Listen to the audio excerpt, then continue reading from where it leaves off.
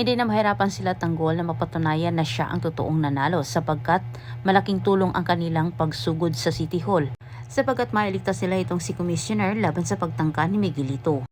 At samantala, dahil sa utos ni Rigor dito sa kanyang mga tauhan, makakuha ng pagkakataon sila Tanggol para mapasok ang loob ng City Hall. Ang buong akala naman ni Rigor, madadaan nila sa pananakot ang mga tao kahit pinahintulutan niya ang kanyang mga tauhan na sila ay gumamit umano ng dahas para mapaalis lang ang mga tao. Ngunit hindi ganon kadali na paatras nila Rigor ang mga tao, bagkus nagkaroon sila ng lakas loob na pumasok sa City Hall at nakita naman ito nila Tanggol kahit sinunggaban nila Tanggol ang kaguluhang ito.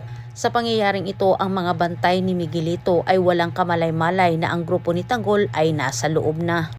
Samantala sa kabilang banda, alam na ni Roberto na maraming ebidensya ng hawak itong si Pongkay laban sa kanila. Kahit kinausap niya ito ng mahinahon at kinumbinsi na huwag umanong magsasalita at itago na lang kung ano ang ebidensyang meron ito at ibigay sa kanya. Ngunit walang puwang sa isip ni Pongkay ang maging mahina kahit diretsahan din niyang sinagot itong si Roberto na handa umano niyang ilabas ang mga ebidensyang hawak niya kapag sa oras may mangyari sa kanya. Handang ipaligpit ni Roberto ang buong pamilya ni Pongkay kapag hindi umano makipag-ugnayan si Pongkay sa kanya.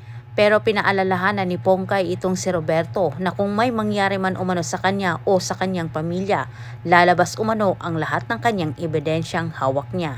At dahil hindi naman nakuha ni Miguelito ang panig ni Commissioner, lalo na't handa na itong si Commissioner na ilabas ang totoo na si Tanggol umano ang totoong nanalo at isang huwad lamang itong si Miguelito. Wawakasan na sana ni Miguelito ang buhay ni Commissioner pero hindi niya nagawang kalabitin ang kanyang armas sapagkat si Tanggol ay bigla namang sumulpot. Mas lalong papanigan ni Commissioner itong si Tanggol lalo na't iniligtas ni Tanggol ang kanyang buhay. Antabayanan pa niyo ang susunod kong update bukas. Maraming salamat sa panonood. Ayaw kalimot sa pag-subscribe din sa akong channel kung ikaw ay bago pa lang. Bye!